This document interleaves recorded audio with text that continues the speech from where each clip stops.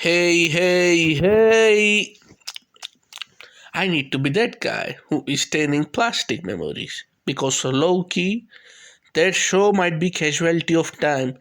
And honestly, it's a show that I found fucking perfect. Took the number one reason why I consume media. It represented.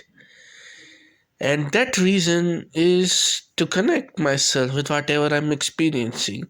If you are able to connect with me and make me cry, I will stain you till death. And you can be refined, multi-layered and thematically dense story in the world. I might forget you if you ain't connecting with me. Plastic memory connects with me, and honestly, it reminds me why I love anime as the medium, or any piece of fiction in general. 2010s, you have fuck ton of show whose genre I cannot name the genre, but let's try to describe the genre, I guess. Their show with Nakige element. Nakige essentially a genre of visual novel that make you emotionally connect and cry. Though the show which in 2000s which I'm trying to describe also have romance genre there. It's also common there, so I guess you could call them romance genre. But I'm still not 100% sure you could say they are romance genre if it's the right term. If that's the right term I'm looking for, you could call them romance drama. I don't fucking know. I'm just freestyling at this point. But essentially, in my observation, this ain't the objectively timeline, but free feel to correct me. But once Planet After Story drop in late 2010s, a literal adaptation of Nakige, by the way, Nakige visual novel, that was Spark. Then Angel Beat and Anohana were the Fire by Spark. Then Fire turned into fucking Inferno by Your Line in April. Then it hit by a meteorite from fucking space through Kimi no Nawa. Like, the genre I'm thinking also ain't high school harem type. So, I ain't mentioning something like Nisekoi or We Never Learn. It's more like Koi no Katachi. That type. Anyway, the decade was dominated by romance slash drama show. A lot, like, look at Your Line April in my anime list alone. That have 2 fucking million people watch it. That's more than population of some country combined. Lot of show, all those genre goes through the unfair criticism. That is, these are just kawaii porn. It's emotionally manipulating you. It's just pulling punch the puppy trick to make you emotional. And I stated before, this is a popular genre with a lot of popular shows. This is why I think Plastic Memory is casualty of time. It's being labeled as the suffering type show and it's overshadowed by a lot of popular show in last decade. And it's honestly sad. We should love this anime as 2000s anime fan loves something like Maho Romantic. I will at least tell you why I love it and why you should love it and why should everyone love it. The number one reason why I love Plastic Memory so much is its setting. And the main question the setting forces the viewer to ask by observing it. This is futuristic world with Android. Not any Android. Android with high quality, resembling human with their feelings and rationality. Those androids are called gifty. Yeah. They are given for the use for anything. Wife or clerk or bodyguard, or sister, or child, or accountant, or worker in the office. They are developed by Sion Artificial Intelligence Corporation. Though Giftia have one massive fault, they can only live for 9 years. Well, they don't die per se, but they have to erase their memory for them to exist moving forward. You can have them, but all those memories from 9 years are gone once they left you. And if you want them, you can have them back, but those memory won't be there in them. I think the question that I constantly asked myself in beginning of the show was, what is need of fish? Why is gifting unnecessary? Like, isn't memories from 9 years, if they are gone, ain't all the time you spend for all the memory you spend for is just for the damn robot who will forget you? What's the point of that? Ain't it just painful just to create those 9 year memories just to leave them in the end? Heck, isn't it painful just to let go of someone you have damn memories with? Man, does the show answer it? Also, this is rich, but setting where we are living in world with Android as a relationship, as a partner, it might be a sign of world with less population. You know which country is developing an actual AI and robo as a way of copy mechanism due to less population is Japan, folks. Again, it's a reach. I don't have sources to cite, but it might be societal commentary on that aspect. I don't know. I might be reaching. Who knows? I talk about the setting in depth on what it might represent. Now I would like to talk about character of the show. I love Eru. Might be my best girl. I don't fucking know, but dog. Dog. She's fertility goddess. And I thought she just there for the assets, which don't get me wrong, are one hell of assets. I love her shameless nature as a horny big booba girl. Like, hell yeah, that's what we need on our life. But she has surprisingly way more depth than I thought she would have. Her reliving all the memories with Olivia, her friend whose memory are gone, are just mwah, chef kiss. That episode was really fucking good. Once you realize the final theme in the episode of reuniting of one with you love, like Kazuki, the branch backbone. Fucking phenomenal character. Love what she represent in the relationship with her partner Giftia Ayla and what she represent from letting go. We will talk about this point in depth. But another aspect about Kazuki I love is she's competent adult in this department. Like, my goodness, adults here who are men cannot give competent advice, who cannot save their life. Like, Jesus Christ, Kazuki is only one who is competent. Like, I love how she's competent adult in this department. Love how she's hard to get but know when to let them have a day off for a date or anything. She is one who is willing to compromise till end with the giftia owner, have them spend their last memory at end, even though it's not allowed in their branch. She's tough person with heart of gold. Now let's talk about the irresponsible adult, Maben Hanada. He is perfect example of irresponsible adult. He is lazy as hell. His advice are crazy. Like, man, have to dominate the woman and ask a minor to have drink with him. But I don't give a fuck because holy shit, he's charismatic. Michiru is also chef kiss. A really fucking good character. Like, I recently realized there is nothing better in the world than the tsundere who realized she will never win over the main girl. So she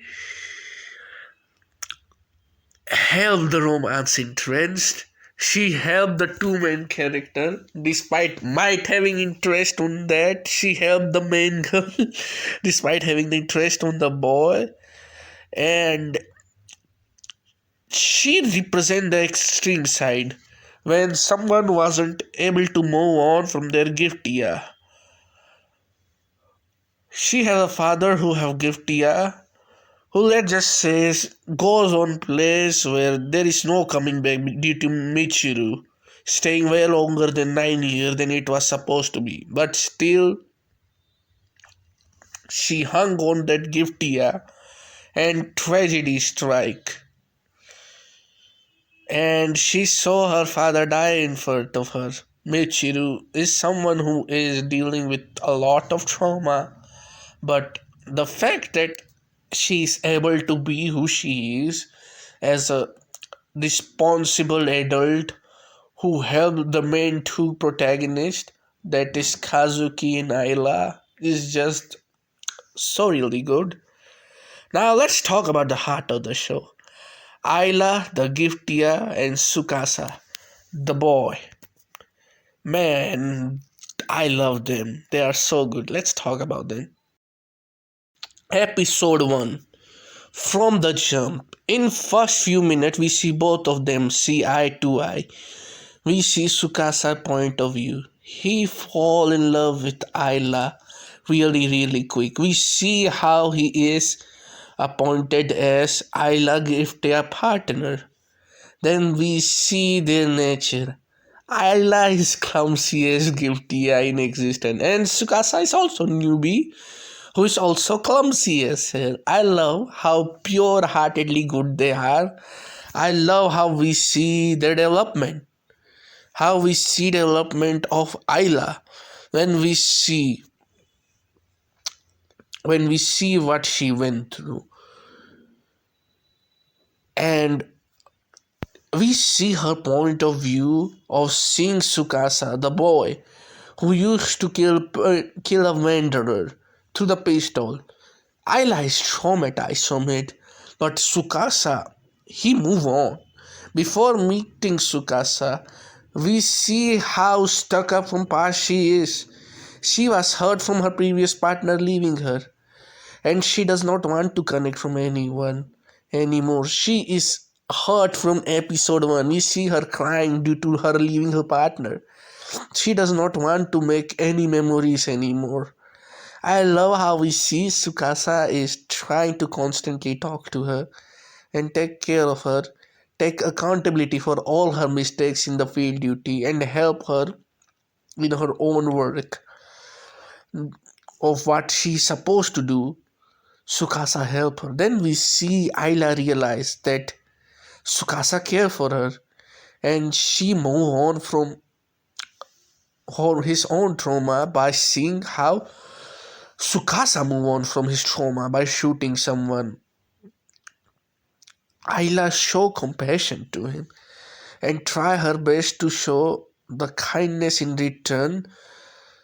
Ayla is grateful that she got the kindness from Tsukasa, and for first time since her previous partner left, who is Kazuki, tried to return and tried to connect with someone, and she tried to make those memories again. We see them confessing to each other as show move along, and we see them make joyous memory. We see them watch movies, and we see Ayla try to recreate the scene in movie with Tsukasa sleeping on her lap. We see them go in park.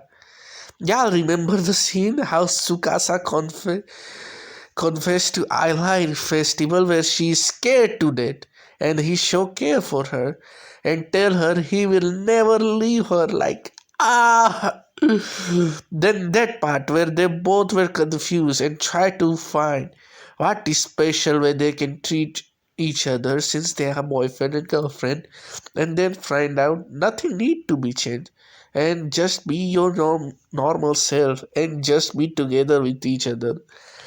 And then they make omurice with each other making heart to the ketchup on the top of Amurice. Like, they create a lot of memories. It's cute, it's adorable, it make my heart warm, and it make me happy, it make me cry, and I love them with every fiber of my being.